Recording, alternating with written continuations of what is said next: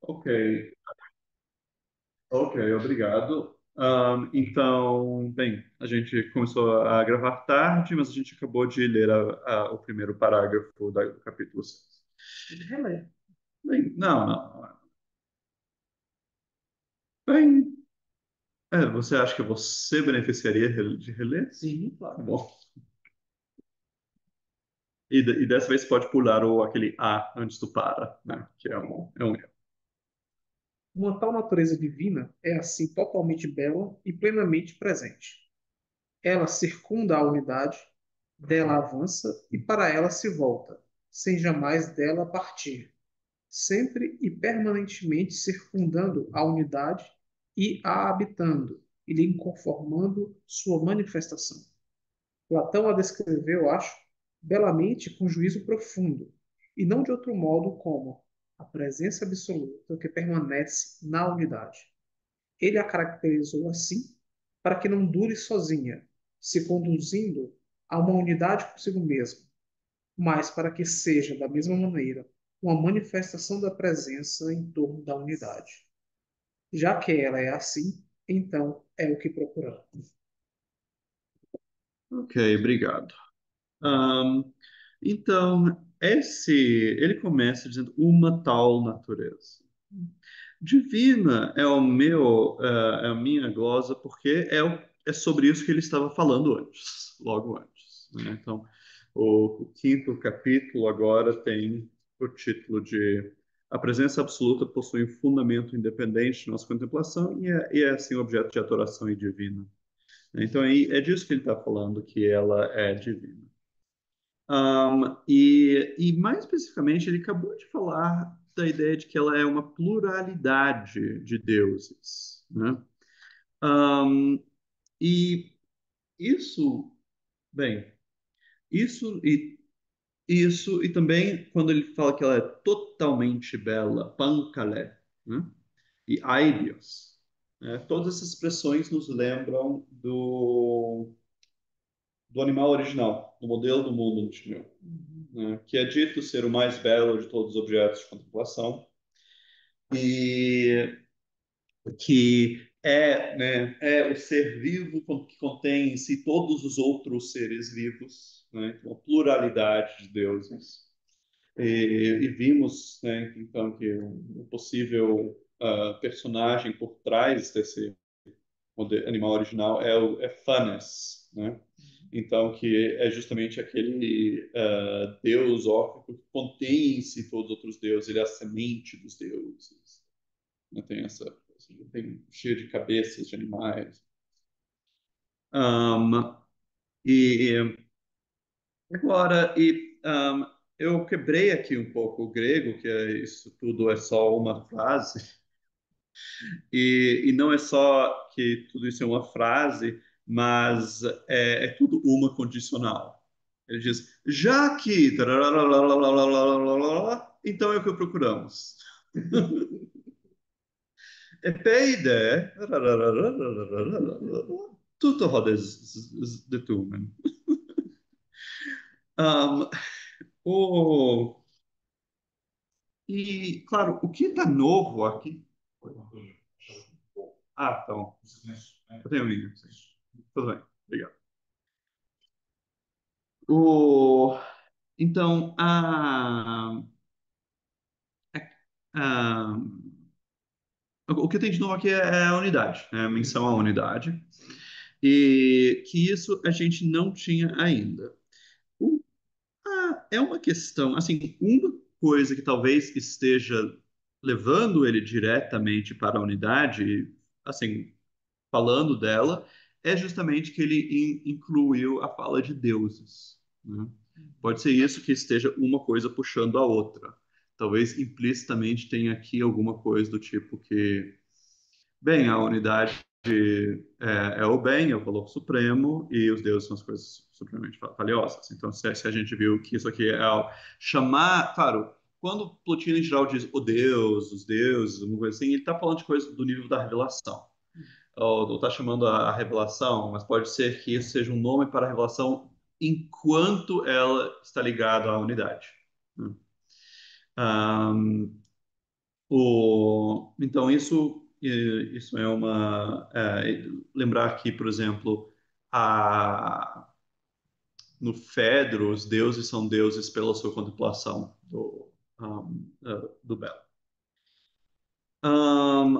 Agora, então, isso pode estar puxando, mas outra coisa que ele quer ahm, é que ele está fazendo um pouco de exegese aqui de Platão, né? Ele não apenas está invocando Platão como uma autoridade, dizendo, olha, Platão a descreveu como uma presença absoluta que permanece na unidade, mas nisso ele diz que ele está discordando de uma interpretação e propondo outra.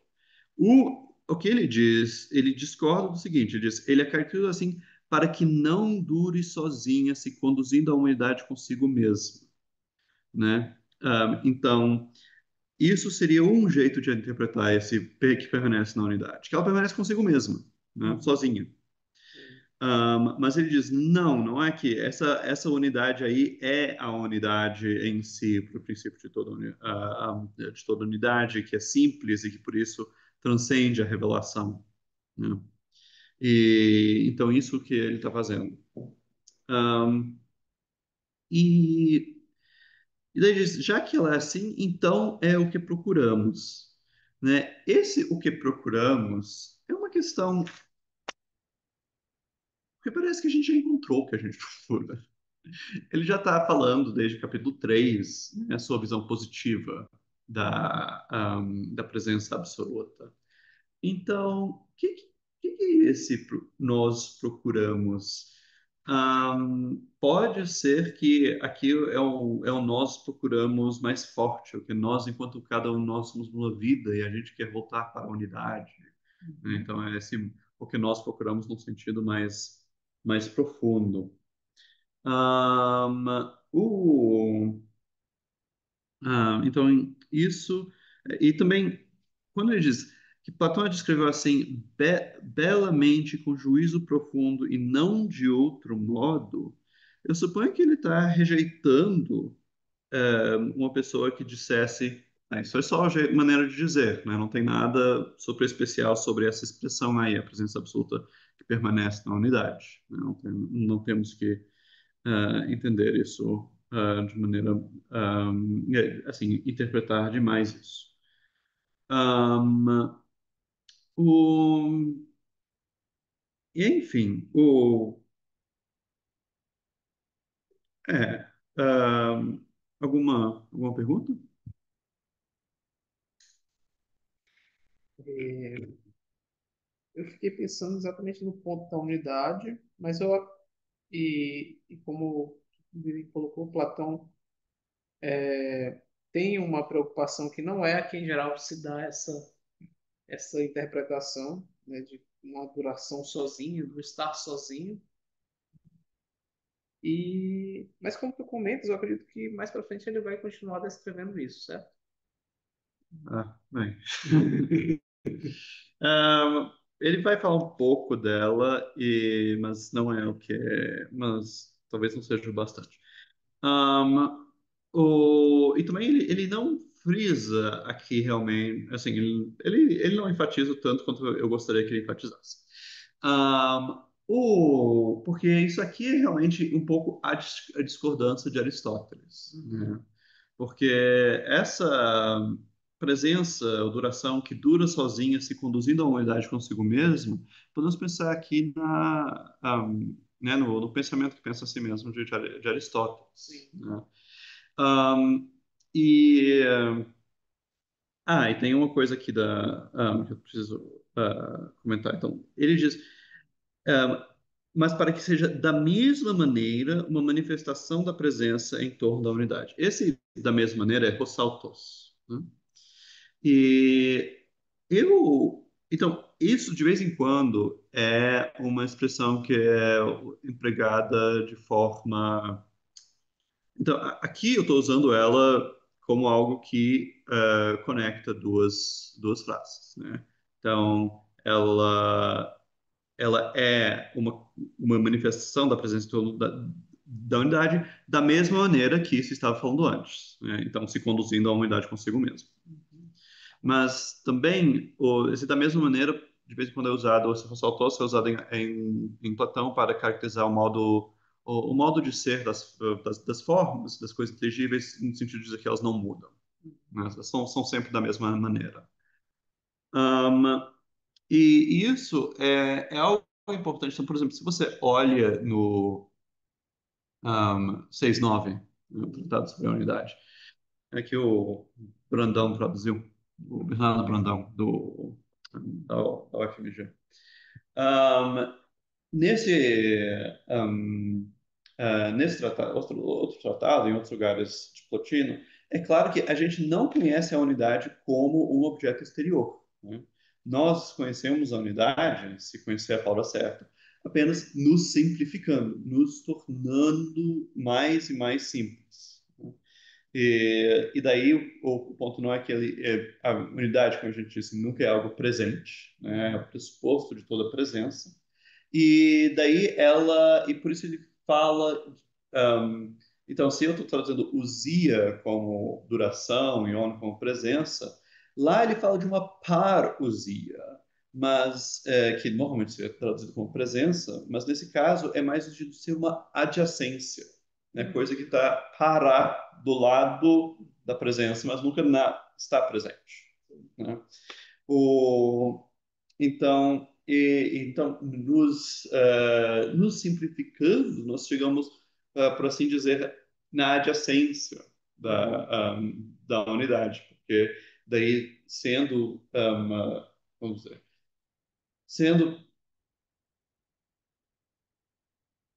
não sei se eu quero dizer pessoas aqui, mas sendo pessoas, ou até mesmo simplesmente vidas simples, né? Daí, claro, nós sempre vamos ter alguma multiplicidade. Porém, como a unidade é como se fosse um objetivo que a gente nunca, a simplicidade total, um objetivo que a gente nunca alcança, ele sempre permanece aí, perto de nós, né? Como um objetivo, alguma coisa assim. Nesse sentido, a gente chega a estar perto, nas adjacências, da unidade. Então, e aqui eu acho que ele está fazendo um ponto semelhante, né? Que a presença absoluta, né? Ela está em torno da unidade, não com nenhuma relação especial em relação à unidade, mas simplesmente se unificando, né? Esse da mesma maneira. Chega no segundo, o que eu entendo é como se ele tipo, quisesse, ele dissesse que a diversidade não seria uma contradição ou uma contraposição da unidade. Mas existe um elemento que, como dizer, unificante entre as diversas unidades, que dá unidade às diversas coisas sagradas e seres sagrados. Isso, sim, justo. Tem uma unidade aí que ela mesma não pode ser uma das coisas divinas. Ela é o fundamento um, para a sua unidade, né? Da mesma forma como o belo não é uma coisa bela, mas beleza, a unidade em si não é uma coisa una, né? O, então, isso aqui é o que é onde a gente chega, talvez mais perto desse tema central de Plotino e do platonismo, que a presença absoluta não fundamenta a si mesma, né? Que ela pressupõe que ela circunda outra coisa, nesse caso a unidade, né? Que ela está circulando em torno de ah,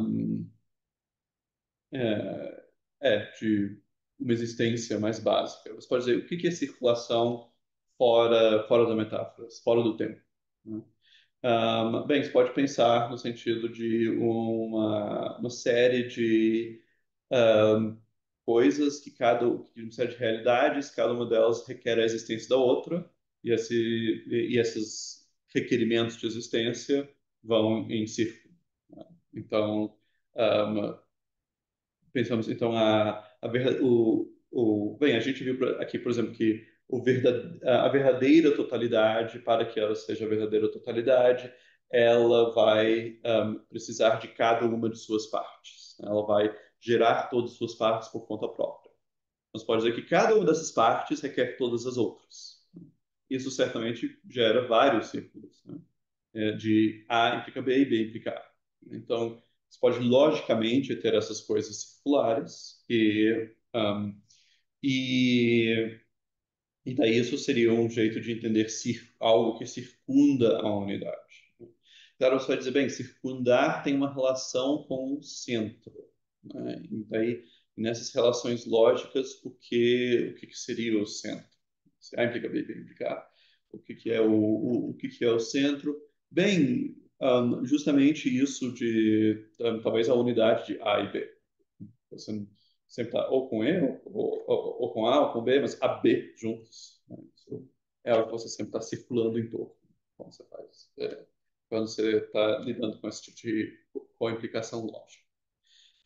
Então, isso que seria. Um, o, E isso de ela dela avance para ela se volta sem jamais dela partir, isso aí é como se fosse uma explicação da ideia de circundar, né? O que faz uma órbita em torno de outra coisa está sempre avançando, mas sempre se voltando para o centro, né? Sempre avançando, sempre voltando para ele. Um, o, bem, o, Isso, então, eu acho que esse parágrafo, Bruno ou Gustavo, vamos ver se tem alguma pergunta aqui no chat. Ok. Então, Bruno, você está podendo falar? Você está com o microfone funcionando? Não? Ok. Bem, você pode Posso, continuar? posso sim Então, descansar. Pois o que permanece sendo isso e agindo assim, e sendo o próprio permanecente que é uma unidade de uma manifestação, é uma atividade. é uma atividade, é uma atividade de uma manifestação que permanece por sua própria conta, voltada para a unidade e nela habita. Uma atividade sem ser nem manifestar o que não é, poderia reivindicar ser a presença absoluta. Ahm, Vamos parar aqui. O grego aqui é terrível. O grego aqui é terrível. Se você quiser dar uma olhada, é na linha 9 do capítulo 6. Ó, vai estar na sua antepenúltima folha. De 9 por 6. Aqui? Ah, desculpa. Não. Não, não. Acho que é aqui. Aí, I am? você vê no. Bem, no grego você vê que tem os números. Sim, Então, os números são os números de linha, a cada 5 linhas ele dá um número. certo. E daí o próximo número, então, se você vê 3, 7, 6, 10, a Uhum. linha de baixo disso é a décima. Então, Uhum. Ok. Certo. você encontrou? A 9, né? A 9. Então, Sim. togar tudo. Qual gato? Não, não pegou. É a antepenúltima. Ah, Então, essa aqui. 317x. 37710. 3, 7, não, 3, 7, 6. 377. Sim, achei. Não, não, 3, 7, 6, 10. Você tem que Ah, encontrar. 37610. Tá na antepenúltima, eu tô na penúltima. Então, logo antes de 3, 7, 6, 10. Certo, achei. Tá. Togar tuto kai hutomenon kai autotomenon ho estin energias does menusas para o teste. Então, aqui tem, por um lado, tem essa expressão curiosa, que é tomenon, então, o permanecente, tuto kai huto, né? Então, isso e desse modo, né? É por isso que é sendo isso e agindo assim, eu pus. E daí tem kai autotomenon, então, é, e daí isso tá um pouco flutuante, né? E o próprio permanecente. Então eu tornei ele ah, dependente, eu incluí ele debaixo do primeiro menor. Né? Uhum. Então caiu totalmente no Estin, e daí eu adiciono, e daí fica faltando um verbo, então o Estin eu presumi que foi repetido. Né? Uhum. Você pode pensar isso, ou que, né, palavras repetidas frequentemente caem de manuscritos, ou simplesmente, assim, é só o verbo ser, então frequentemente o verbo ser está implícito. Né? Mas, então, isso um pouco sobre a confusão do grego, os tradutores, as traduções que eu consultei, todos fazem uma coisa diferente, como não é raro. E, então, o que que ele está dizendo aqui? Um, então, isso começa com um gar, né? Um pois. Sim. Então, isso deve nos dar uma explicação do que a gente acabou de ler. E isso, então, parece reforçar o ponto e a minha interpretação daquele da mesma maneira. Porque o que está dizendo é que uma coisa que permanece sendo o que Uhum. é uma manifestação voltada para a unidade. Né? Um, então, ele está contrastando aqui com. Ele está argumentando, por assim dizer, contra um inimigo aristotélico. Né? Vamos dizer, um interlocutor aristotélico, que ia dizer, não, é apenas a presença absoluta sendo si mesmo, sem nenhuma relação à unidade. Ele diz, não, mas isso é justamente se voltar para a unidade, permanecer o que você é. Sim. Né? E possível que ele tenha em mente Aristóteles, um peripatético mesmo, por causa dessa afirmação que ela é uma atividade de uma manifestação. Né? Lembrando que manifestação nas traduções doe. Né? Então, é bem como Aristóteles descreve a noesis em lambda. Sim. Né? Qual o termo O que ele usa para atividade? Qual o termo específico? energe, Enérgica, certo. energe, Ok. energes does. Ahm, então, e esse sem ser nem manifestar, o que não é outro jeito de traduzir isso, seria sem ser nem manifestar, nem se manifestar de maneira falsa, alguma Uhum. coisa assim. Mas me perguntei o que que é de maneira falsa, é ser o que não é, se manifestar do jeito Sim. do que não é. Tá, pseudomine no grego. Ok. E, e daí, mas assim, ele vai ele promete, pelo menos, continuar esclarecendo, porque agora, logo depois, tem um porquê. Uhum. Uma questão. Ah, Então, essa atividade é como se ela já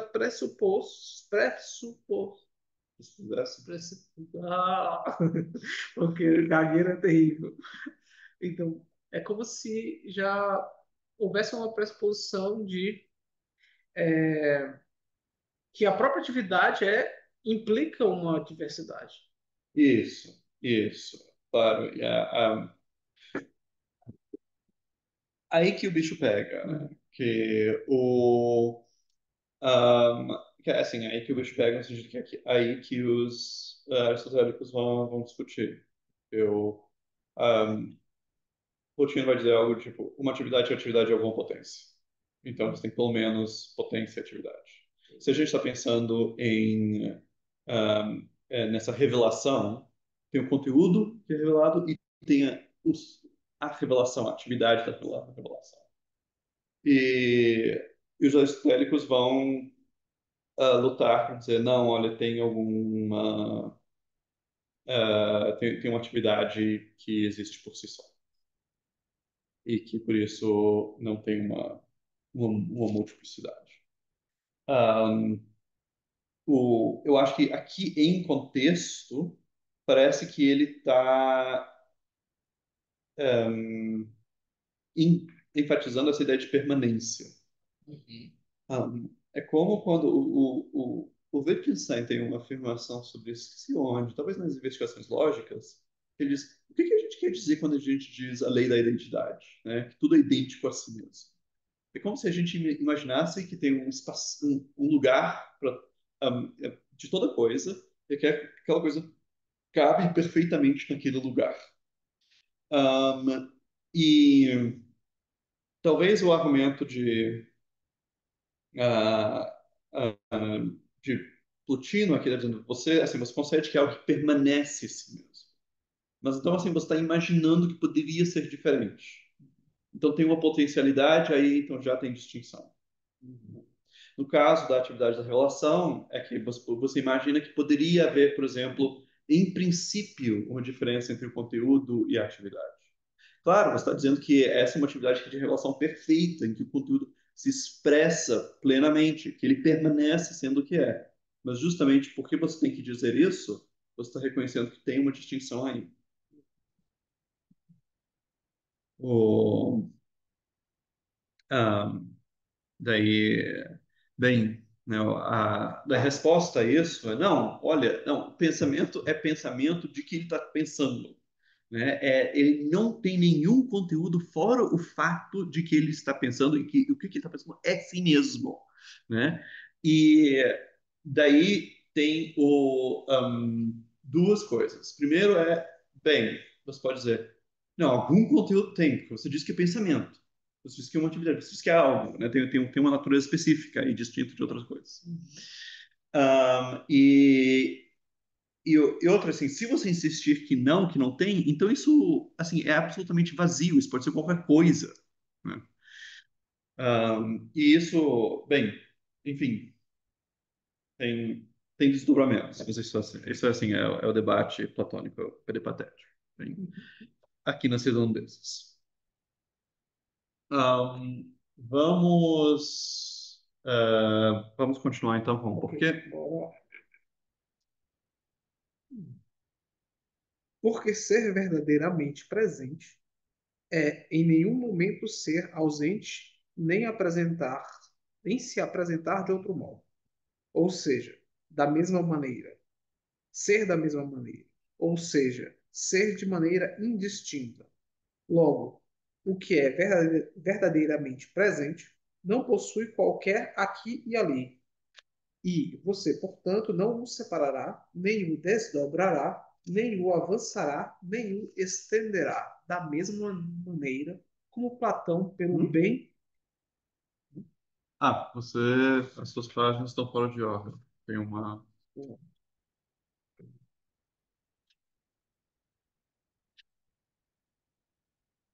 talvez antes esteja, nem Muito. tomará. Ah, sim. Oxi. Tá bom. Ok. Vou voltar aqui esse Tá bom. trecho. Logo, o que é verdadeiramente presente não possui qualquer aqui e ali. E você, portanto, não o separará, nem o desdobrará, nem o avançará, nem o estenderá, nem tomará dele nada que se encontre antes ou depois. Efetivamente, não há nele nem antes nem depois. E sua presença é a coisa mais verdadeira a seu respeito. De fato, sua presença é ele mesmo. E isso da seguinte maneira: porque ele é presente como pertence à duração e ao manifestar. Se o ser verdadeiro é assim, então, novamente nos chega isso que chamamos a presença absoluta. Então, então, aqui parece que ele dá esse porquê, né? Porque esse porquê se liga. É isso. Essa última coisa. Uma tal atividade sem ser nem manifestar o que não é, ou seja, sendo verdadeiramente, de fato, no grego, né, temos o alethos, né, essa passagem que começa a tocar alethos einai, esse alethos contrasta com o pseudomene anterior. Um, então talvez seja uma razão para eu reintroduzir alguma coisa a ver com mentira aqui, para que contraste com verdade, parece.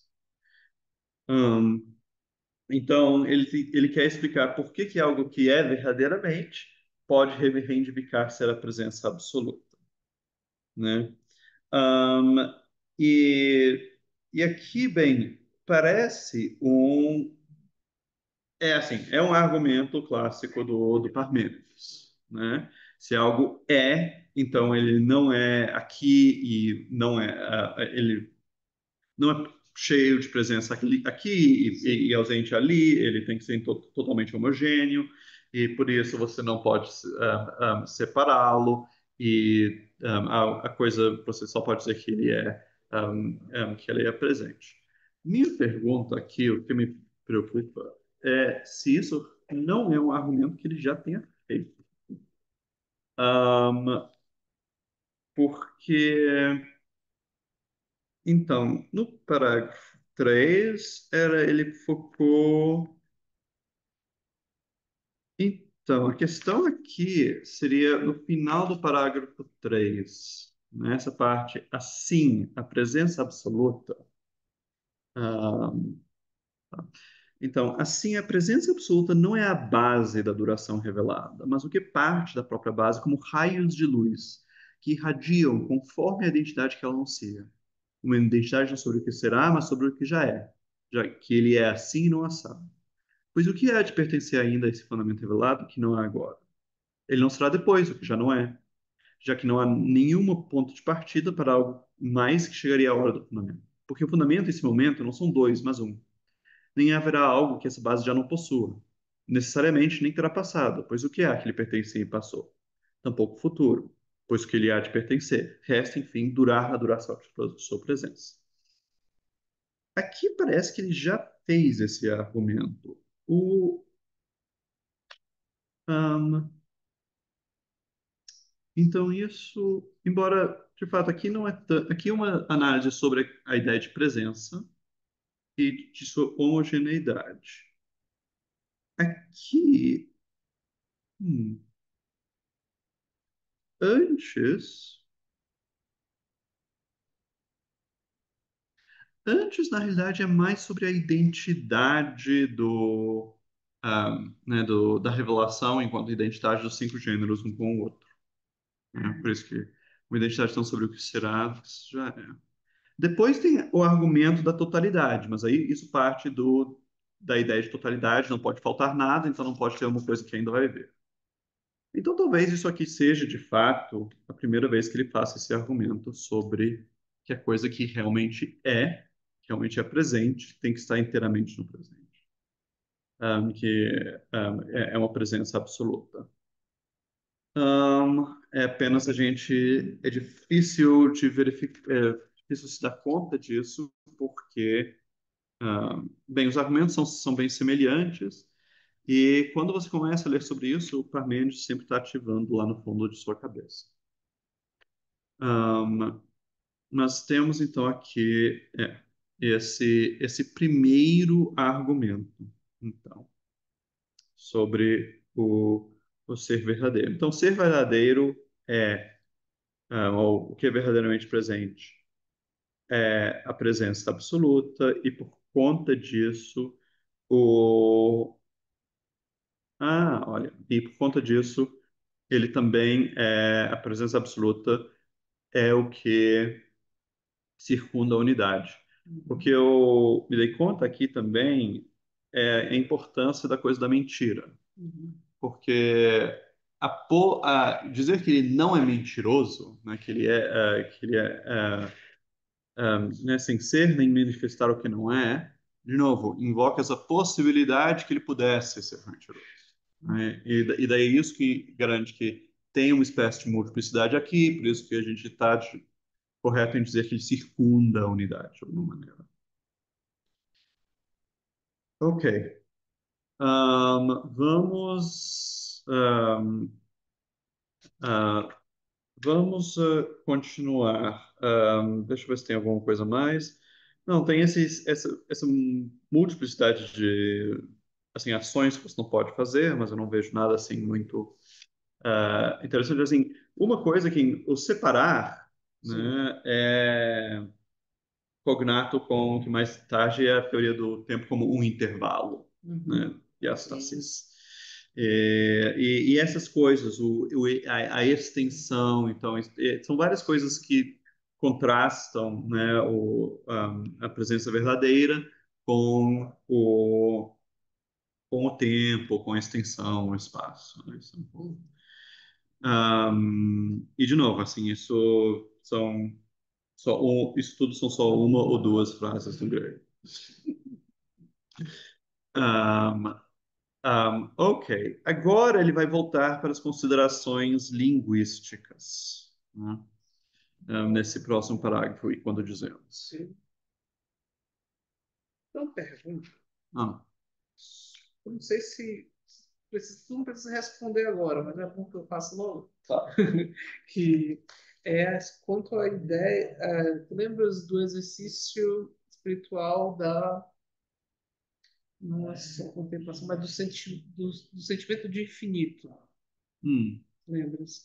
E que é descrito como o momento no qual o indivíduo está ali presente, ou está experimentando essa manifestação, ele se sente integrado à unidade do, do ah, cosmos. ah, você diz aqui, você diz? Não, Ah, não. não é Ah, daqui, não. ah, tá bom. Não é daqui. Em outros textos, claro, mas eu queria saber se tu vês uma relação com isso, com essa perspectiva aqui do contínuo. Tá bom. Você pode só explicar mais o que é esse exercício de se sentir do É, infinito e se sentir. Você tem em mente essa coisa do Pascal, de dizer, nossa, o mundo é infinito, eu sou pequeno. tem um Não. pouco a ver com essa experiência do Pascal, esse comentário. Vamos lá. Como é que eu tento recobrar? O Ador, ele Hum. descreve um dos exercícios espirituais como digamos, a experiência a partir da qual o indivíduo se sente integrado com o cosmos e, neste momento, ele experimenta de uma invasão, até chamado sentimento oceânico em alguns pontos, no qual o indivíduo, ao experimentar essa totalidade, ele se sente integrado em todos aqueles as suas preocupações, todas as suas ocorrências, anseios, temores, limitações são abandonadas porque ele está ali em pleno estado de. Ok, entendi. Tá. A gente volta para isso depois. Tá bom. Você quer ler então o próximo parágrafo? Claro.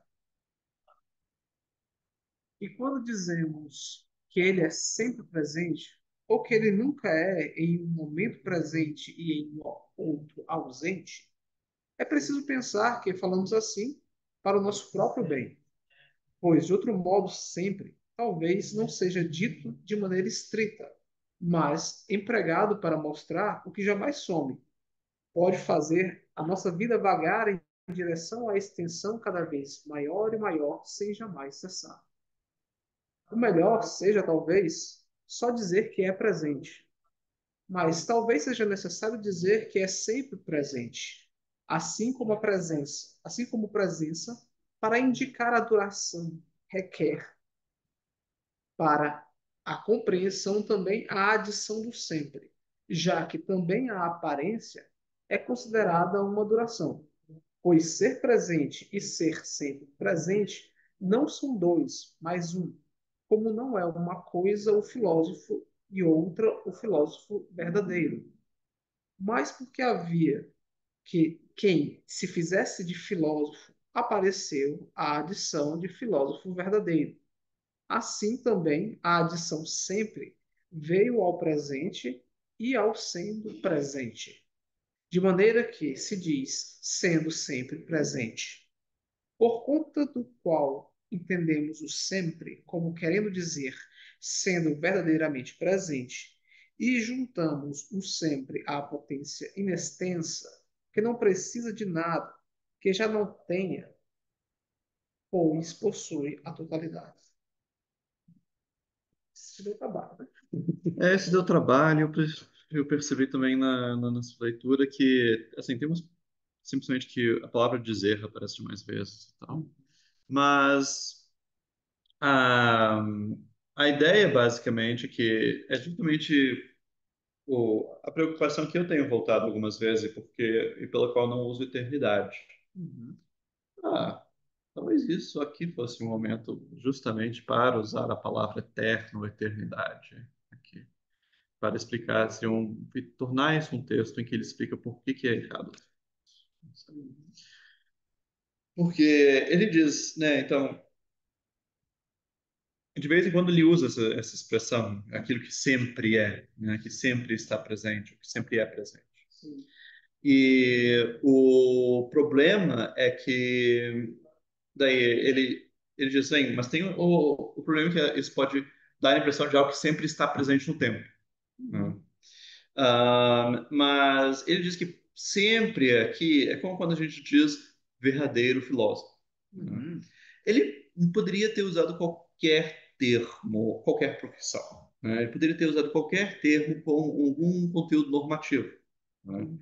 Porque o que o ponto é que a gente adiciona verdadeiro a filósofo verdadeiro, porque tem filósofos falsos, né? Então, embora tecnicamente você não precisaria, né? Você Sim. só chama, se eu apenas te digo, né, fulano é um filósofo, Sim. você normalmente não me pergunta, mas ele é um filósofo verdadeiro? Só se você tem alguma suspeita que ele não seja, alguma coisa assim. Mas normalmente, se eu te digo, por exemplo, que, sei lá, Pitágoras é um filósofo, você pode depois dizer, Pitágoras é um filósofo verdadeiro, né? Sim. Porque você usa um termo, ah, como vou dizer, com esse conteúdo normativo, você presume que a norma é preenchida, né? E daí ele está dizendo que, mas claro, que tem casos em que tem muitas coisas que não atendem, né, a esse a norma, né? E Uhum. daí você passa a regularmente usar. Então, não, ele é um, assim, você poderia hoje em dia, eu acho, dizer isso de, vamos dizer, um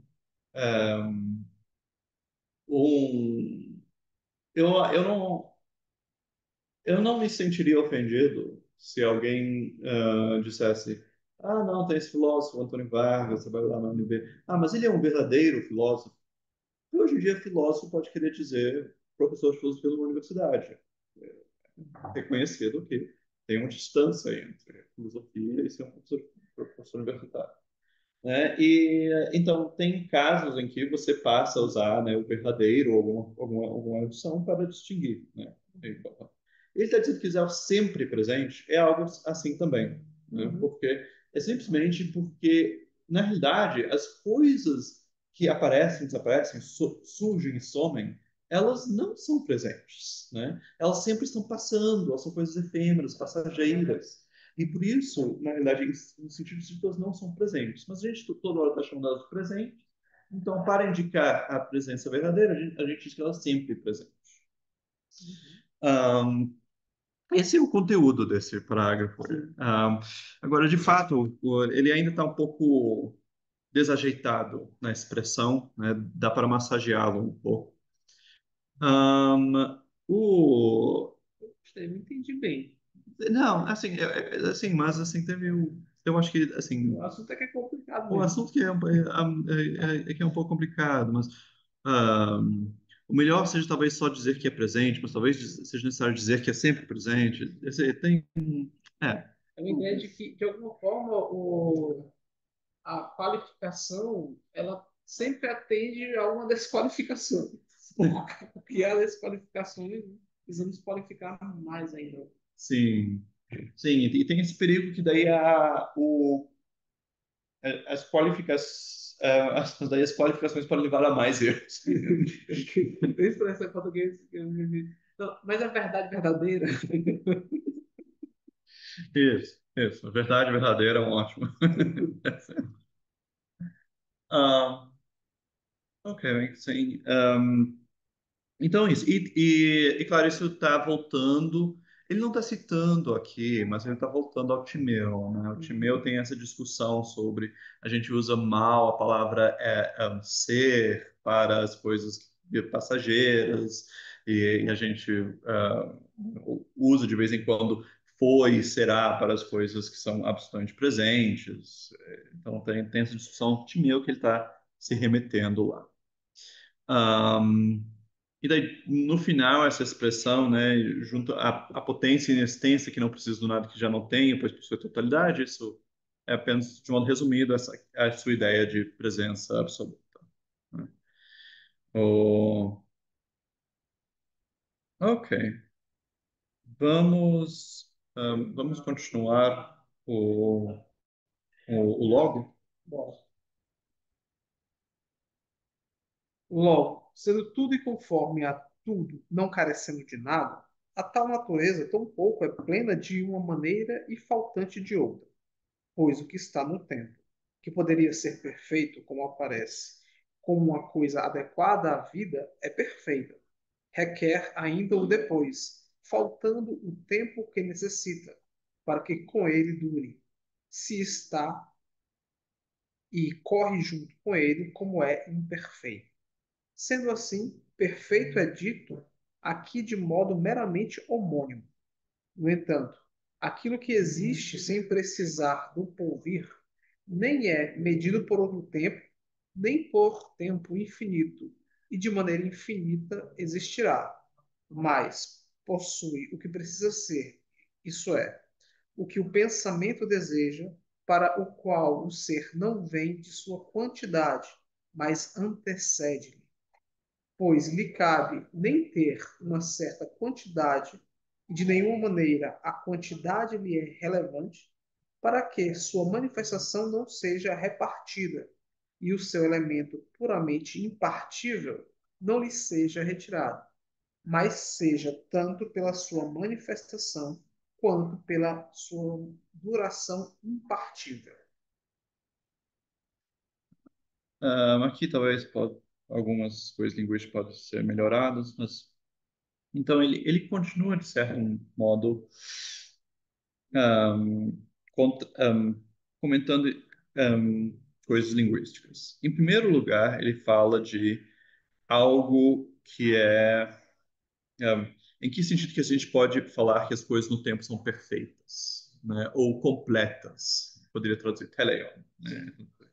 E daí diz, na verdade, nada no tempo é estritamente perfeito, porque ele sempre precisa de algo mais. Assim, ele sempre precisa do tempo futuro. Né? Sim, É o ponto que é feito no simpósio. Né? Por que todo desejo é de desejo pela imortalidade? Porque se você deseja algo bom, você deseja também continuar a ter. Né? Então, por isso, todo desejo é desejo de imortalidade. Esse é o argumento lá um, do simpósio.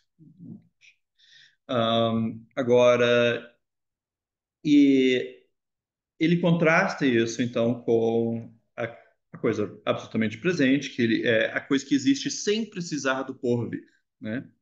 Ele diz que não é medido por outro tempo, nem por tempo infinito, e ele nem existe de maneira infinita, né? De maneira indeterminada, poderíamos dizer aqui. Ele diz tanto por tempo infinito quanto de maneira infinita, talvez esse de maneira infinita talvez seja tempo por tempo indeterminado. Mas possui o que precisa ser. Isso é o que o pensamento deseja, para o qual o ser não vem de sua quantidade, mas lhe antecede. Pois lhe cabe nem ter uma certa quantidade e de nenhuma maneira a quantidade lhe é relevante. Para que sua manifestação seja repartida, seu elemento provavelmente impartível não seja retirado, mas seja tanto pela sua manifestação quanto pela sua duração impartida. Esse seja, talvez, mas dure, né? Dure tanto pela sua manifestação quanto pela sua duração. Um, então, isso seria o que aprendemos de novo aqui, que a presença absoluta é anterior à quantidade. Isso é o que ele vai discutir de novo no 6.6, no Tratado 6.6, tradicionalmente conhecido como sobre o número. Ainda não sei exatamente como eu traduziria, mas esse tratado sobre o número, na realidade, é relevante para nós porque é um tratado em que ele discute imediatamente, assim, explicitamente aquela passagem do Parmênides sobre a multiplicidade infinita. Mas é também um dos tratados mais difíceis dele, mas de maneira. Vale a pena a leitura. Um, e E bem, só entrando um pouco nessa questão da quantidade e da presença absoluta, é uma questão que é levantada pelo Timeu também, porque o Timeu diz que tem quatro animais no animal perfeito. E se você diz, por exemplo, que tem quatro ou 10, né, porque se você é um pitagórico, você quer dizer que tem 10 coisas lá, ou porque você é um platonista que está rivalizando com Aristóteles, quer dizer que tem 10 coisas porque tem 10 categorias. Você, de qualquer maneira, esse número parece anteceder a coisa, porque ele assim, é a norma da coisa. Quando você chega no 10, você chega na perfeição. Então, se é o ter 10 que nos diz que essa coisa é completa, então, a número 10, ou a ideia de 10, né, a norma da década, antecede a coisa. Então, esse é os assuntos do 6.6. Né? Aqui ele não está exatamente falando nisso, ele só está negando assim, extensão contínua lá. Problema de extensão contínua, né? Como eu disse, tem uma parte lá, uma parte aqui, você divide em coisas distintas, e também porque uma extensão contínua é algo que é potencialmente divisível, né? Enquanto a presença absoluta, ela tem uma potência, mas essa potência é completamente realizada, Sim, né? Essa expressão que ele usou no final do último capítulo, já infinita. sim. É tipo como a água, né? Você pega como a água, você passa o dedo tentando cortá-la, mas você não consegue cortá-la com o dedo. Esse processo.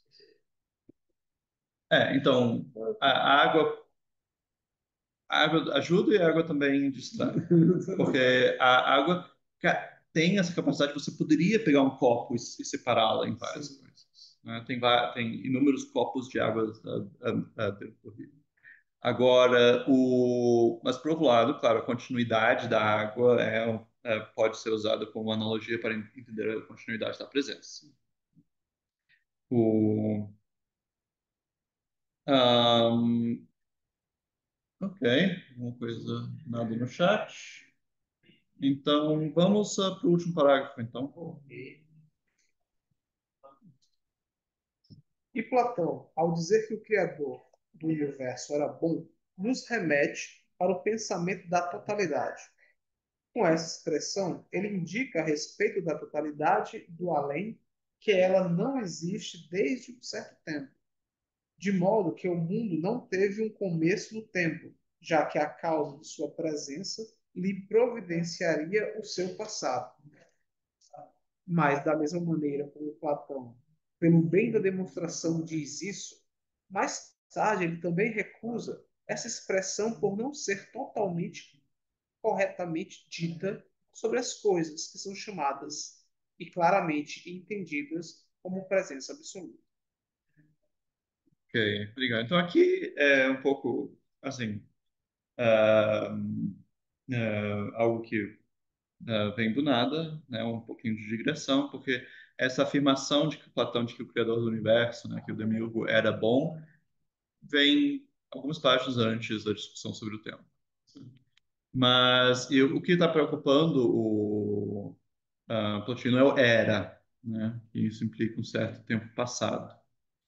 E ele está dizendo, não, esse era, na realidade, o que é importante para ele é que o N, né, o grego, é um imperfeito, e como imperfeito ele não indica uma ação pontual, né?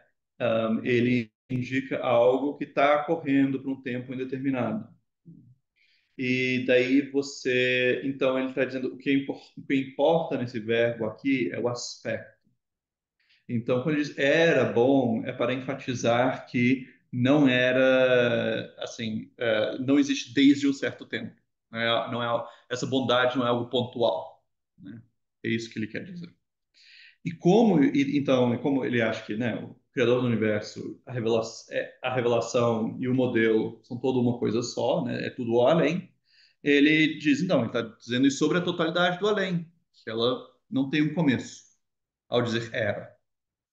Ah, podemos dizer que o que Plotino para o verbo einai, você vai dizer, mas o verbo enai não tem um aoristo. Mas o que se usa para um aoristo de enai é gignomai. Né? É o verbo devir, ou aparecer, como eu estou traduzindo. Então, o que está dizendo? Ele disse era, ele não disse apareceu. Né? Então, isso está indicando para a gente que não tem um começo, ele ser bom. E daí ele diz, bem, e daí se o Criador não tem um começo, então o mundo também não tem um começo. Né? Argumento platônico clássico, se o arquétipo, se as formas sempre existiram, então o mundo sempre tem que ter existido. Mas ele diz isso de uma maneira engraçada, né? Ele diz, já que a causa de sua presença lhe providencia seu passado. Né? O, um, no grego, né? Ele. Peraí, esse caiu fora aqui. Um, desculpa, eu não imprimi completamente. Eu acho. Eu não tô, pelo menos. É, deixa. Mas, maneira, então, eu tô sem o grego aqui na minha frente. Tô não, eu tô.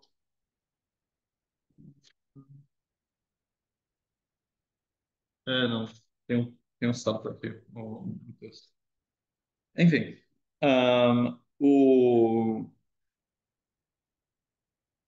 Ele diz lhe providencia seu passado, mas isso me lembra essas teorias de que ah, criacionista que quer responder a fósseis.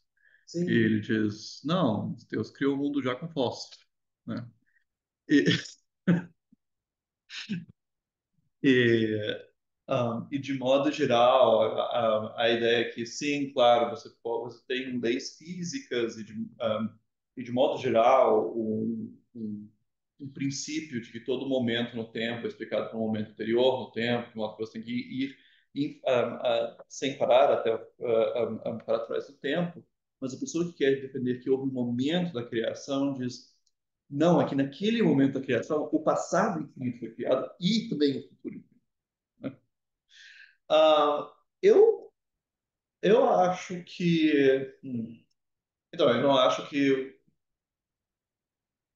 hum, eu acho que isso é correto de certa maneira para como os platonistas entendem.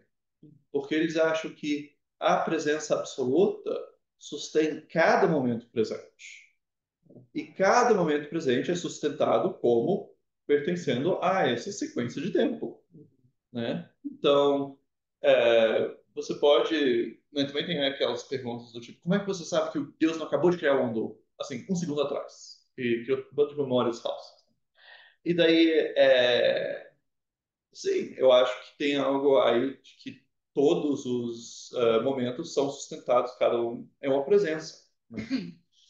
Né? É, isso não está tudo aqui, mas assim, nessa única expressão, mas se liga. De novo, então, Platão diz que era bom, mas depois ele tem aquela passagem do Timeu em que ele diz: você não pode usar era e será sobre essas coisas. E daí com isso a gente termina o 6, que é a parte sobre a presença absoluta. Na semana que vem a gente vai começar a falar sobre o tempo, né? Que é 7, daí, acho que é 7 a 15, acho que 15 é o último capítulo. O, ahm, antes da gente parar, deixa eu voltar para a sua pergunta sobre o exercício doador. Então, qual é a conexão desse exercício espiritual, de você contemplar sua integração ao cosmos, e com o que a gente está discutindo aqui? Então, esse exercício é algo que você encontra também em textos estoicos, né? Então, você encontra nas meditações de Marco Aurélio. Um, Plotino acha ele basicamente insuficiente você se contemplar como parte do cosmos. Ele acha que você não vai conseguir se fugir de suas preocupações. Assim. Porque se você contemplar o cosmo é feito de coisas que destroem uns às outras. Você. hum, Então, isso. Então, isso, de modo geral, então, por isso, física não é o bastante. Ele tem começo de 5:1, ele tem essa metáfora que os estoicos são como aves que voam, mas não tem onde pousar. E por isso tem que ficar voltando à terra, né?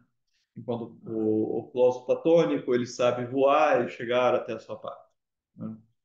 Ahn, o, ahn, então ele fica voltando. Também, por exemplo, o estoico vai dizer que, né, o que importa é a virtude. Virtude é o único bem. Você vai perseguir a virtude. E daí, mas aí você pode continuar assim, você vai deixar de fazer algumas coisas, você vai fazer outras, mas você ainda se envolve em todas as coisas do mundo, só que você tem como se fosse um resguardo mental. De isso aqui está sob meu controle, eu consigo controlar as minhas reações, e eu sei que isso que eu estou fazendo, eu estou indo, acompanhando amigos para o cinema.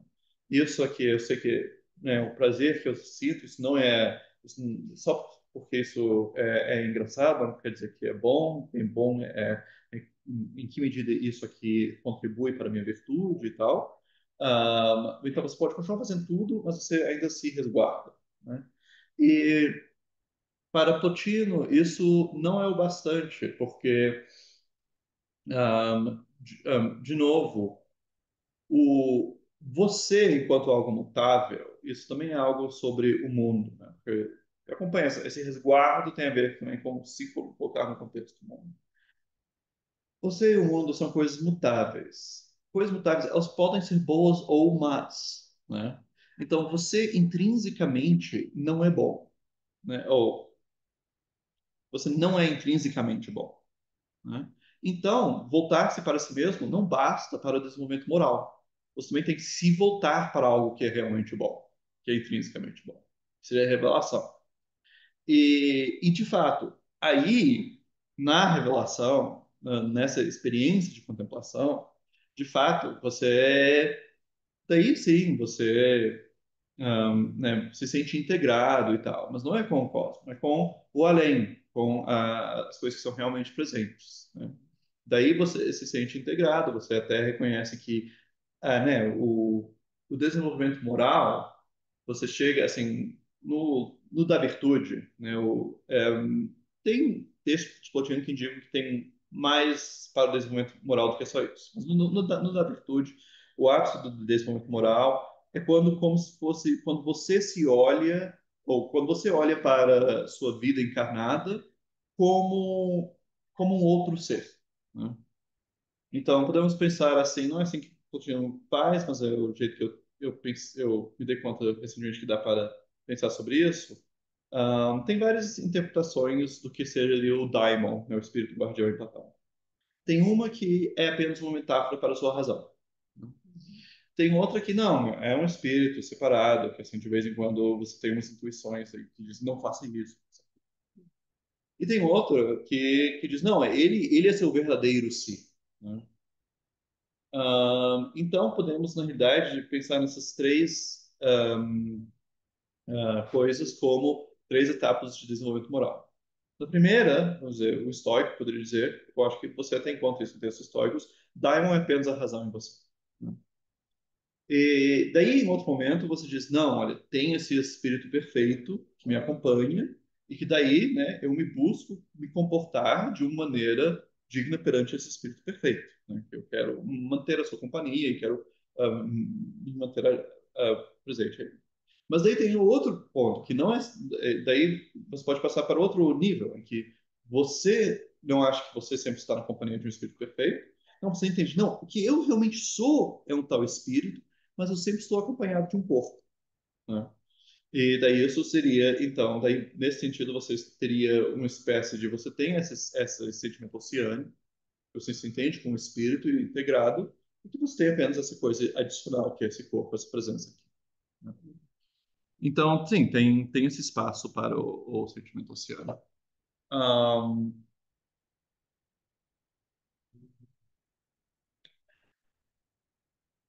bem, bem, se você se interessa por essa questão do sentimento oceânico, né, a expressão vem de um psicólogo, né, que era aluno ou, bem, era interlocutor de Freud.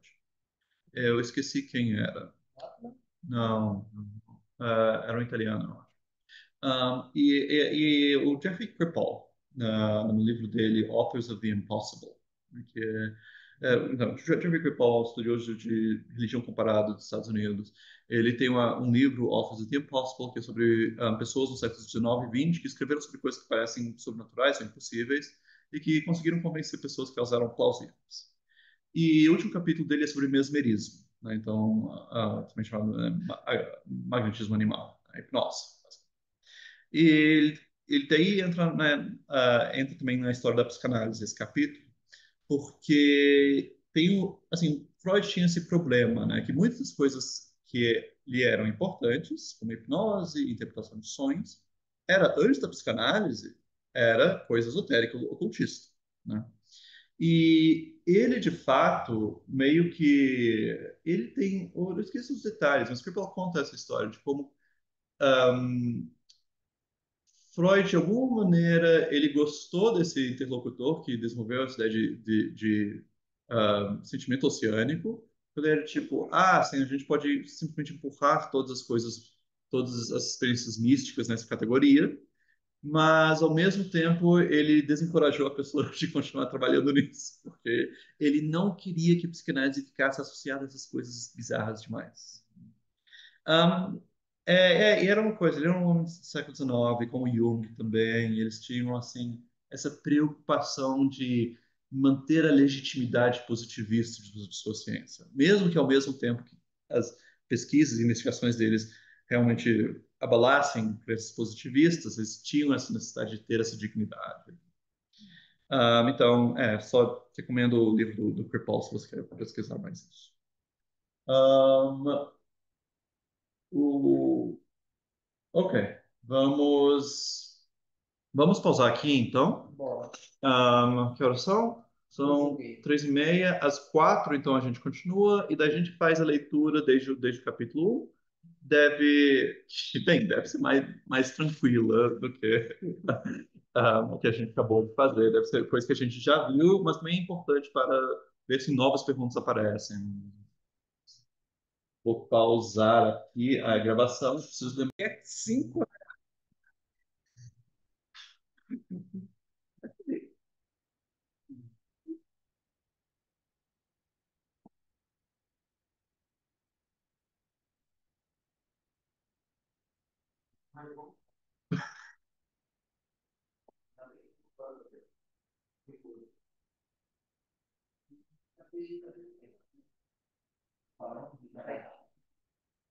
Aí, ligamos a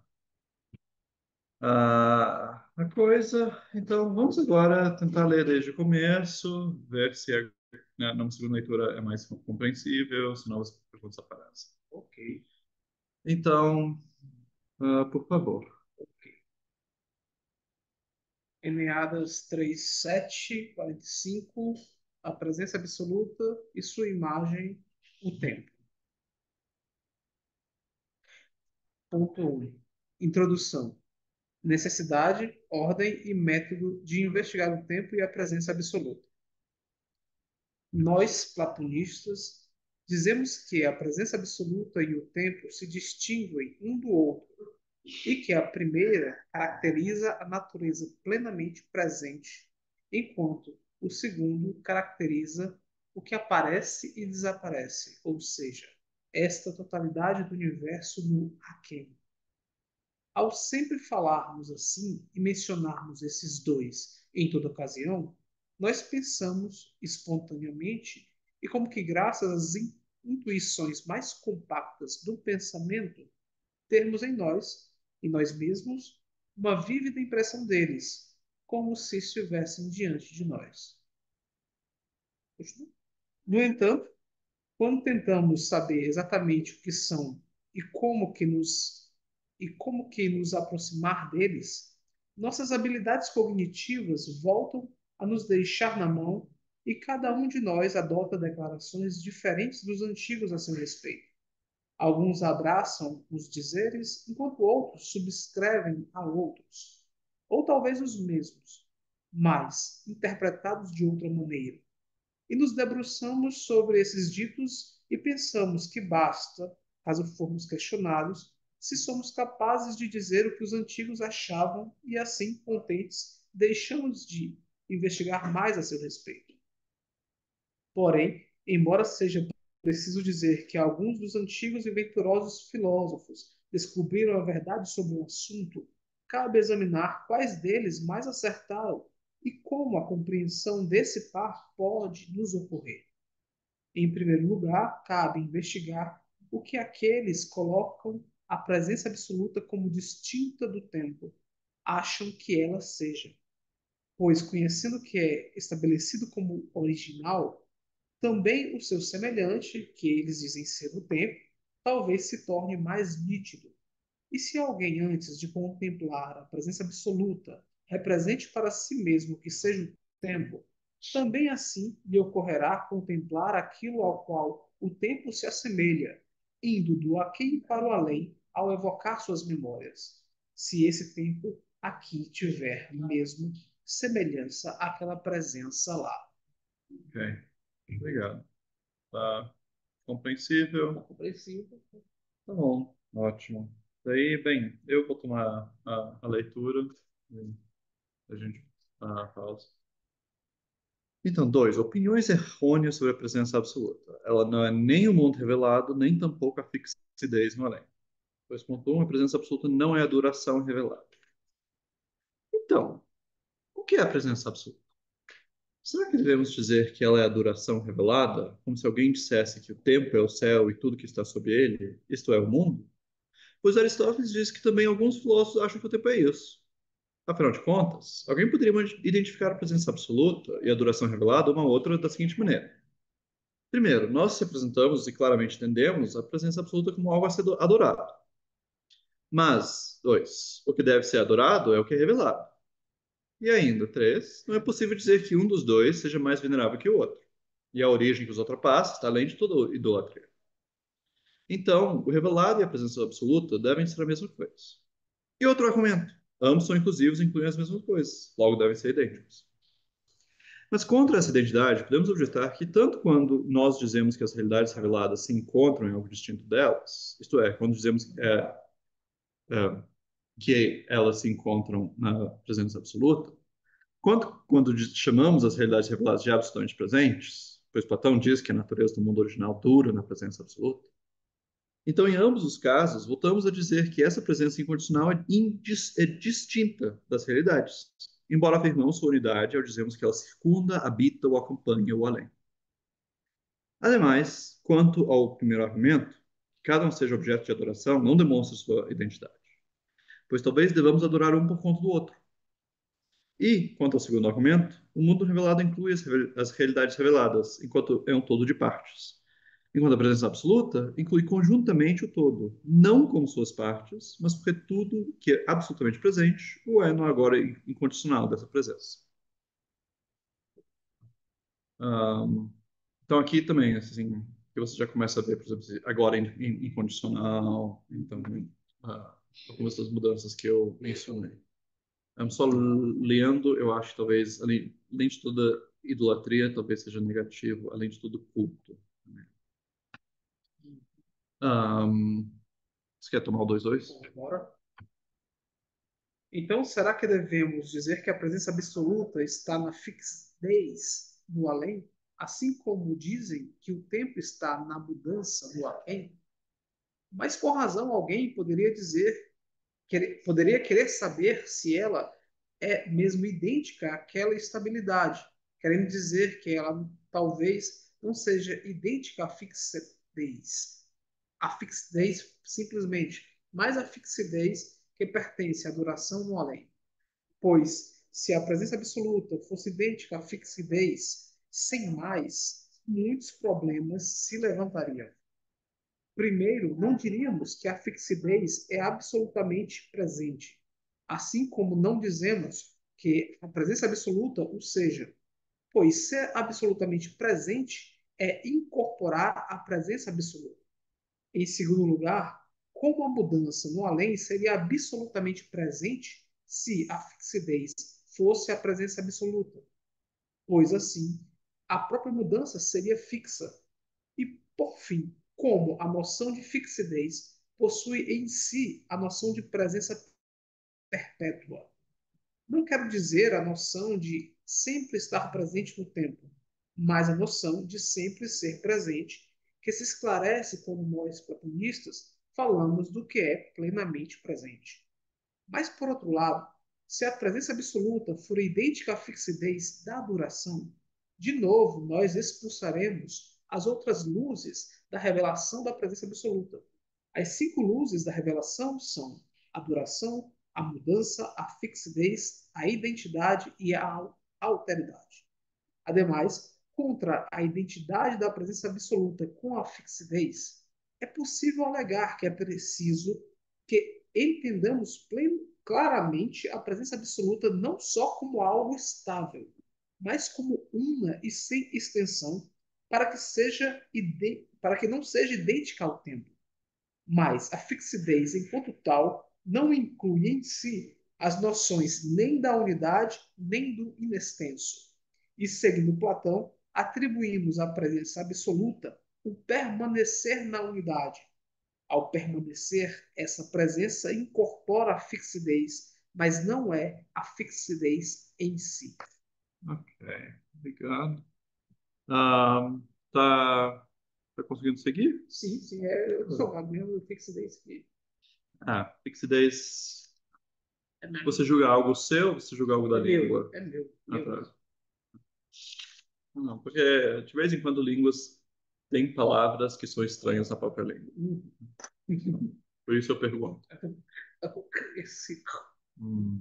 que dá problema. Ah, tá bom. Então, vamos ver. Uma pergunta. Nada no chat.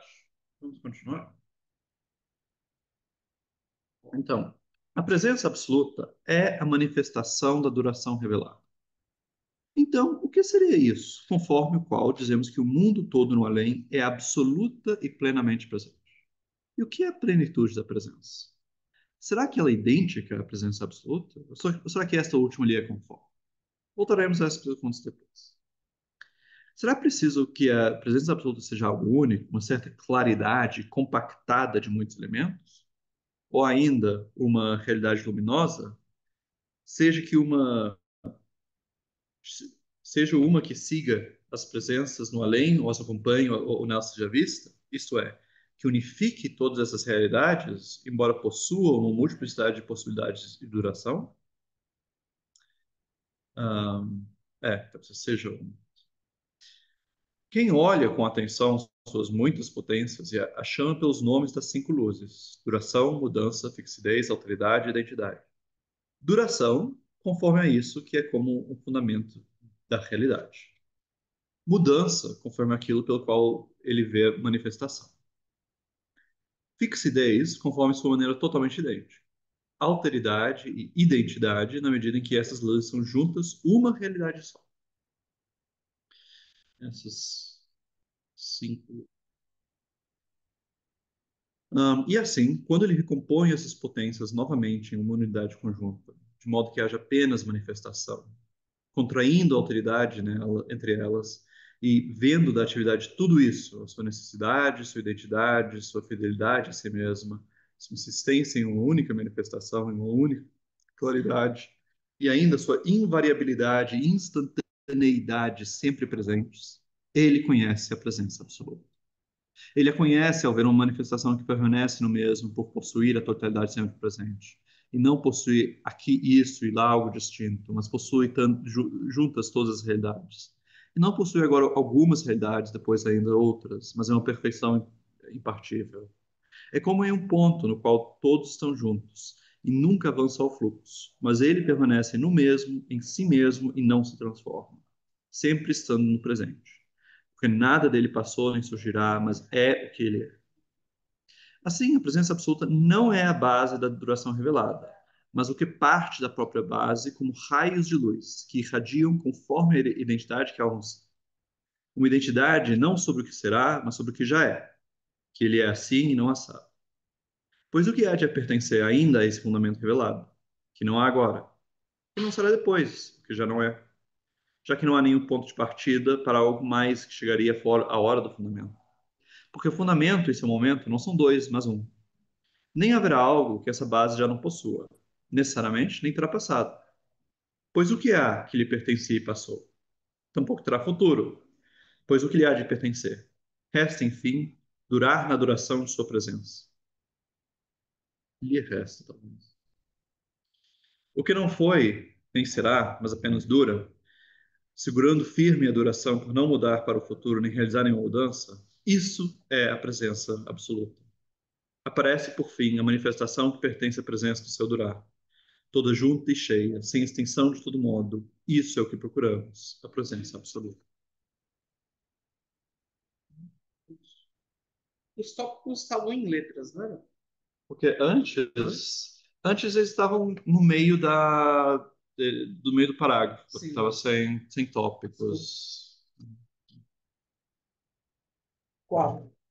Quatro. A duração revelada, por ser a verdadeira totalidade, dura necessariamente na presença absoluta. Não se deve pensar que a presença absoluta pertence à natureza no além como algo episódico e alienígena, que repousa sobre uma base. Muito pelo contrário, essa presença nela habita, a acompanha e dela vem, pois a imanência incondicional é vista na natureza do além como algo que está nela por conta dela mesma. Porque, afinal, dizemos que todas as outras realidades que designamos do além, sentido de que elas existem na natureza do além, vêm da duração revelada e estão com ela, pois as presenças primárias, estando umas com as outras, necessariamente existem umas nas outras. Efetivamente, também o belo existe nelas e vem delas, e a verdade está nelas. E algumas presenças estão como que em partes da presença total, e outras estão na totalidade da presença. Da mesma maneira também que essa totalidade verdadeira não é conjunta de suas partes, mas ela mesma gerou as suas partes, para que também por isso seja verdadeiramente uma totalidade. E a verdade no além não é a concordância do que é verdadeiro com outra coisa, mas pertence a cada coisa da qual ela é a verdade. É necessário, de fato, que essa totalidade verdadeira se deve ser a totalidade genuína. Vou recomeçar. É necessário, de fato, que essa totalidade verdadeira, se deve ser a totalidade genuína, não seja apenas a totalidade enquanto é todas as coisas, mas que também possua a totalidade de modo a não faltar nada dela. Se nada dela falta, tampouco algo dela há de ser. Tampouco algo dela há de ser. Pois, se há de ser, dela faltaria, e logo ela não seria uma totalidade. E o que lhe ocorreria contra a sua natureza? Pois ela nada sofre. Então, se nada dela haveria de ser, ela nem vem ser, nem será, nem foi. Ora, para as coisas que aparecem como a sua presença é algo que sempre adquirem e jamais possuem, elas imediatamente somem se você lhes toma seu futuro. Já para as realidades duradouras, se você lhe der um futuro, então elas caem de seu assento na presença, pois assim é óbvio que a presença não lhes é necessária, se ela lhes advém na iminência, na conclusão e no porvir. Porque é possível que a duração de cada aparência seja a realização do aparecimento desde seu começo até a hora fatídica, na qual já não é mais. De fato, isto é o que queremos dizer quando dizemos que aparências estão presentes. E se alguém o toma delas, sua vida se encurta, bem como seu ser. Também é necessário para a totalidade do aquém ter um porvir, como toda a aparência. Por isso, ela também corre para o futuro e não quer parar puxando para si a presença ao realizar sempre outra ação e se movimentarem no círculo por conta de um certo desejo pela duração. De maneira que nós descobrimos também a razão pelo tipo de mudança que se apressa à perpetuidade por meio do futuro. Para as realidades primárias e beatas, não há desejo pelo futuro, pois elas já são o todo e possuem a totalidade da manifestação que lhes é devida, por assim dizer. De maneira que nada procuram, já que o futuro nada é para elas, não é nada para elas, e tampouco aquele do qual há um futuro. A duração totalmente completa da presença também é um todo. Não só um todo que consiste em suas partes, mas também consiste na medida de que nada lhe falta e que não há nenhuma ausência que comparece junto com ela. Pois não apenas todas as presenças precisam estar juntas à totalidade e ao todo, mas também é necessário que nenhuma ausência, que qual seja, lhe acompanhe. Essa disposição e natureza da totalidade seria a presença absoluta, pois o grego aion, presença absoluta, vem de ae, ou aeon, sempre presente. Ok. Ahn, vamos pausar aqui. Essa foi um pouco mais. Muito. Foi Denso. mais. Foi mais densa. Ahn, também. Então, só comentando algumas coisas. Primeiro que, né, você vê que substrato não tem mais, substrato virou ou base ou fundamento, Sim. né, Hopokemenon. Dependendo, eu uso fundamento quando parece ser algo positivo, como em 4 quando eu disse duração conforme a isso que é como um fundamento da realidade. Uhum. Mas aqui, quando é mais negativo, é mais no sentido de um substrato, né? Eu disse, não se deve pensar que a presença absoluta pertence à natureza no além, como algo episódico alienígena que repousa sobre uma base. Um, aqui eu tentei imanência incondicional como um sinônimo para a presença absoluta. Eu acho que eu vou ter que introduzi-la mais outra vez antes no 2. No 2. Você tem algum comentário sobre essa expressão, imanência absoluta? É, Imanência incondicional? nesse incondicional, é, não, eu achei interessante É, o, o que talvez seja interessante, talvez, não, vai ter, provavelmente uma nota que tu vai esclarecer alguns termos, né? vai, mas depois que eu tenho que manter isso no mínimo, Assim, porque para ser realmente um livro de bolso. acho que talvez no prefácio, a nota do Sim, tradutor sim. bem no início, assim, É, só para identificar todos os sinônimos que tu utiliza para. sim, é uma possibilidade. Vai ser um livro de bolsa, né? É, o meu plano é apresentar isso como parece a série da companhia Penguin, os livrinhos pretos. Sim, sim, isso é legal. O, então tem isso, imanência incondicional. O, então eu percebi algo que, bem,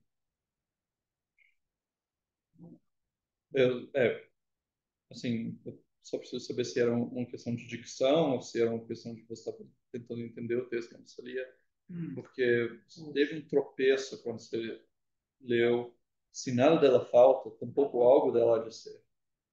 Então, falta, onde é que onde é que tá? tá, na página que começa Não Se Deve Pensar, é o segundo parágrafo. Hum. Se nada dela falta, tampouco algo dela há de ser. Assim, se nada dela falta, tampouco. Não foi é a pausa, o corte da linha que me Ah, tá. atrapalhou. Tá bom. Não é. Não é? Ah, tá. Não, Se nada não, dela falta, tampouco algo dela há de ser. não é que. Não, foi Tá. Minha gagueira. Minha preocupação é que se o mais natural seria assim, nada ela falta, um pouco dela algo antes. É melhor. Com dela antes? Dela antes. Um pouco dela, algo assim. Ahn, você também, no final, você disse se movimentar em um círculo. Isso é mais natural do que no último parágrafo. Não, no último parágrafo dessa página. Ahn, a presença ao realizar sempre outra ação e se movimentar sempre em círculo, você naturalmente pôs sempre em um círculo. Você acha que isso é o mais natural? Deixa eu ver. Por isso, ela também corre para o futuro e não quer parar, puxando para si a presença ao realizar sempre outra ação e se movimentar em círculo, e se movimentar em círculo por conta de um certo desejo por adoração. Se movimentar em um círculo. Círculo é melhor mesmo, porque eu não acho que seria um problema. Ah, tá. Acho que eu poderia dar uma. Ahn, tá. Ahn, ok. Daí no último parágrafo, só para uma última coisa de fala. Uhum. De maneira que nada procuram, essa é a terceira frase, né? De maneira que nada procuram, já que o futuro não é nada para elas, tampouco aquele no qual há um futuro. Você, quando leu, você leu naturalmente, já que o futuro nada é para elas. Para essa eu lembro. E daí, Eu lembrei desse. tem mais nada. Depois eu voltei. Mas o nada é mais. De maneira que nada procuram, já que o futuro nada não é, já que o futuro não é nada para elas. O futuro não é nada. O futuro nada é para elas. Nada é para elas. Isso. Mas então, os. Claro, a gente já viu todos os argumentos aqui, os textos, mas tem alguma coisa que está. Novas perguntas que apareceram? Coisa assim. Até agora não. Tá. Eu estou tentando me concentrar para ler bem. Então, vamos tentar bem. A próxima coisa é eu que vou ler, e daí então, você se concentra para ver se tem alguma pergunta de estudo. Ok. Um, a presença absoluta possui um fundamento independente de nossa contemplação e é, assim, objeto de adoração e de vida. Mas se posso dizer a respeito de um objeto ao qual presto atenção com a minha própria vida, que ele é sempre presente, ou melhor, se posso ver que nada que lhe pertence tem alguma vez surgido, pois se isso tivesse acontecido, o objeto da minha atenção não seria sempre presente, ou não seria sempre todo. Então, esse objeto já é plenamente presente? Mesmo se não existe também nele uma natureza que garante que ele é assim no assado, que se de novo prestarmos atenção nele, o descobriremos tal e qual. De fato, o que diríamos se alguém não se afastasse da contemplação de um tal objeto, mas na sua perpétua companhia ficasse maravilhado com sua natureza e, dotado de uma natureza incansável, pudesse contemplar assim sempre? É. Ora, diríamos que este contemplador é um ser que corre para a presença absoluta, sem desvio algum, para que lhe seja semelhante, e assim seja absolutamente presente, contemplando a presença absoluta e a adoração absolutamente presente, como com uma natureza que nele dura nessa presença. Um tal sujeito é sempre absolutamente presente, não se desvia para a outra realidade por nada e exibe uma manifestação que já possui todos os seus momentos, sem nada receber, nem ter recebido, nem vir a receber nada. Se ele é plenamente presente, então a plenitude da presença é uma tal condição do fundamento único de sua duração e de seu avanço. Enquanto a presença absoluta é esse fundamento unido a essa condição que se mostra nele.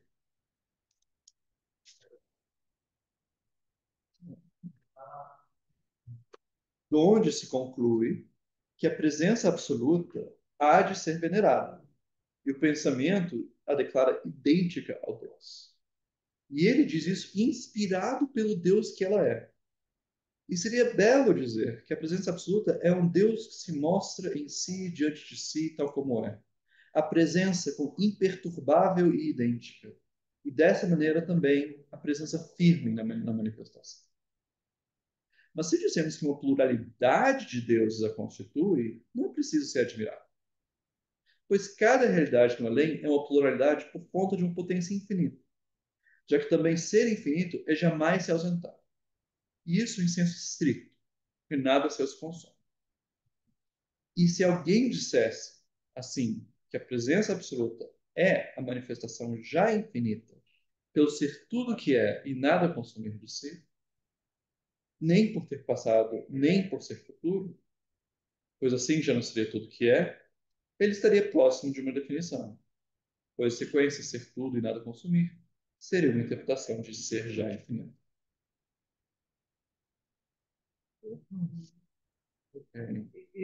Nesse ponto, e se, assim, alguém disser que a presença absoluta, Ah, e se, assim, alguém disser, e se, assim, alguém disser, presença absoluta, né, ele estaria, então, se ele dissesse, ele estaria, se ele disser, ele estará, se ele disser, ele ele estará. estará. Se ele diga, Caso ele diga, assim, ele estará. não vou mudar para ver Sim, se sim. no outro caso também funciona. Ah, é, aqui, de fato, eu nem sempre, né, de vez em quando eu deixo ele manter a atenção, de vez em quando não. Ah, e, assim, nessa leitura corrida, o que eu vejo é que ele volta, assim, quase um refrão, né, nesse tratado. E isso é a presença absoluta. Sim. E isso é a presença absoluta. É, como se ele estivesse tempo tentando resgatar alguma coisa. Eu gostei muito do presença firme na manifestação. Isso foi muito, muito legal. Ah, A ideia de firmeza, sim. muito como se fosse realmente incortável, inquantificável.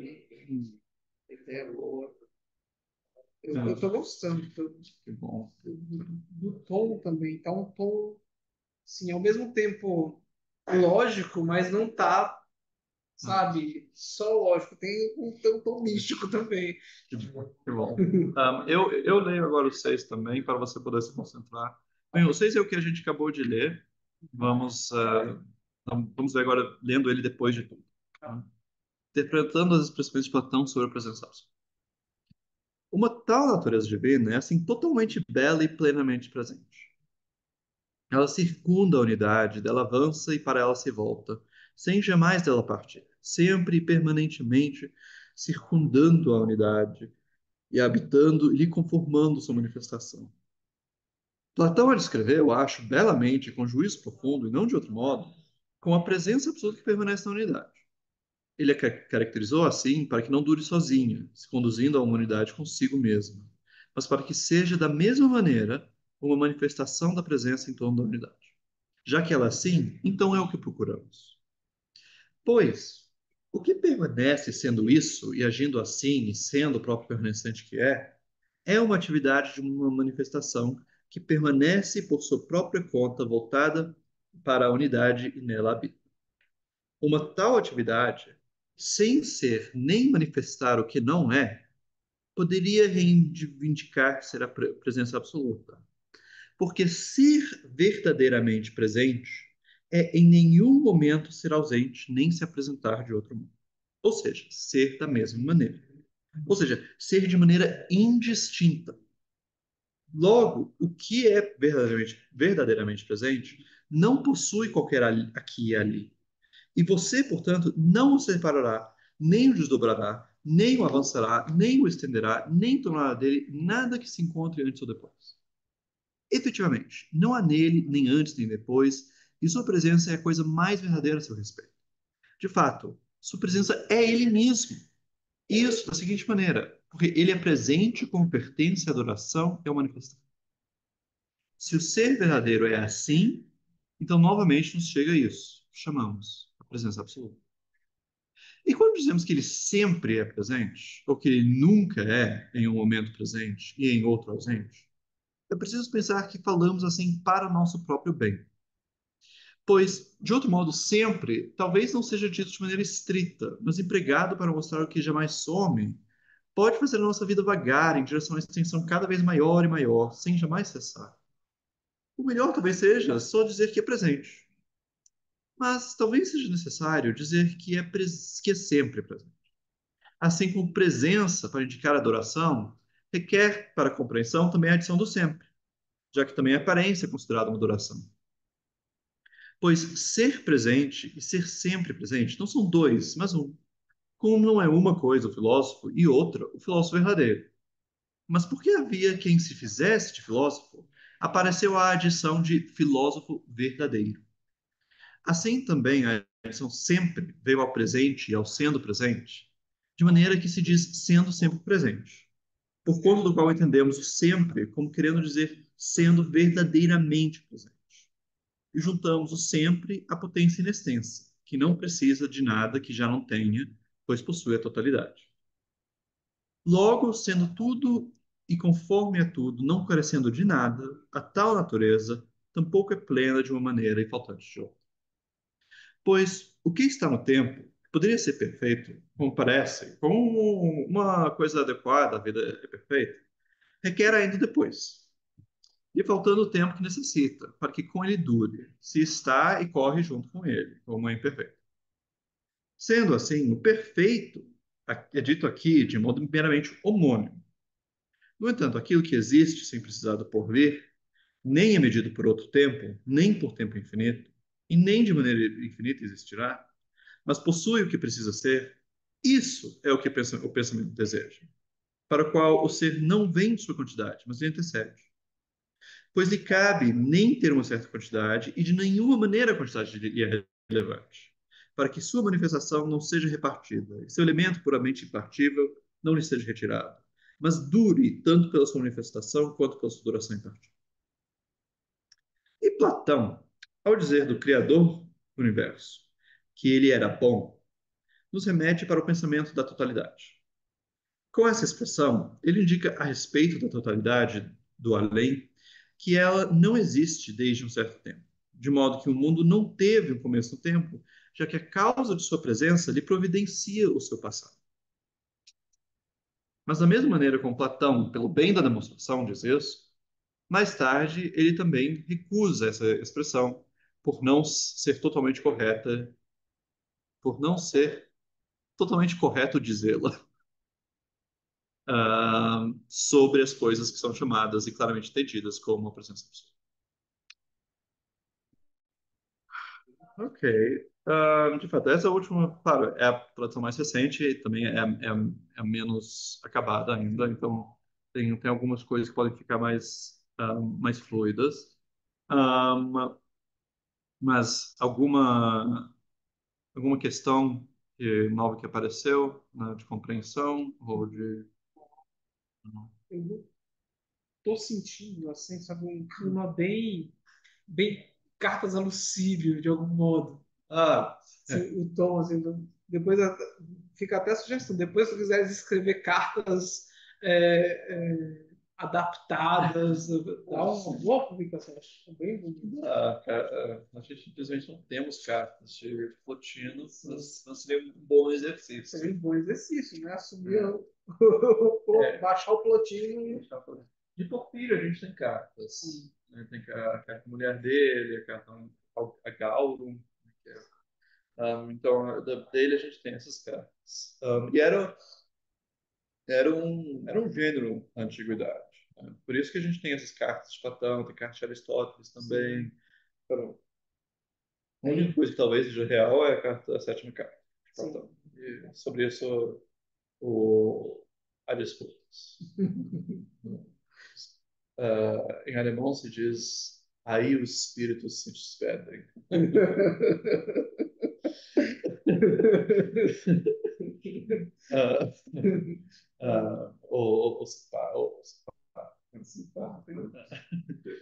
uh, Sim, esse gênero epistolar ele é bem bonito.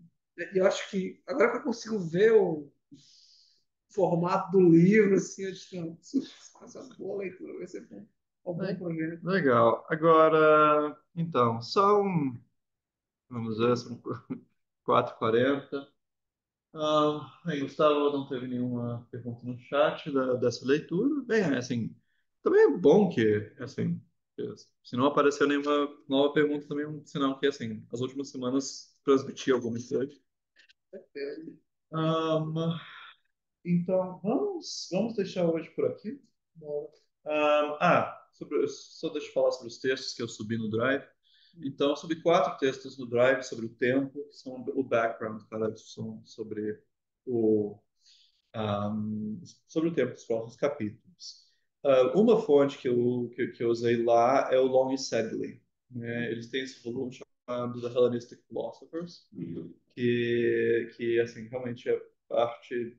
Eu recomendo todo mundo que está precisando de antiga, ter na sua biblioteca, no menos PDF. Tem 2 volumes. Lá eu só pus, porque tem um volume que são só as traduções e tem outro que são os textos em inglês. E eles fazem, é muito bom de pesquisa, porque eles têm, né, 4 sessões para os epicuristas, os céticos, os acadêmicos e os históricos. Todo mundo lá. E eu pus só a parte sobre 2 partes dos históricos e dos epicuristas sobre o tempo, que ele vai mencionar. E daí, para Aristóteles, tem uma tradução em inglês, do Barnes, para a metafísica. Um, e eu procurei uma em português, não encontrei, né? O Lucas Angioni publicou uma tradução dos livros 1 e 2. Mas fora isso, assim, me disseram que tem uma da edição de 70, mas eu não encontrei o PDF, não sei se... Física. Física. Mas então, se alguém tiver um PDF, eu agradeço se subir, do português, qualquer coisa tem lá. E também eu subi um texto, tradução do Robert Sharples, de um texto do Alexandre de Afrodísios sobre o tema. Então, também é uma perspectiva peripatética, mas um pouco mais ofinizada de Aristóteles.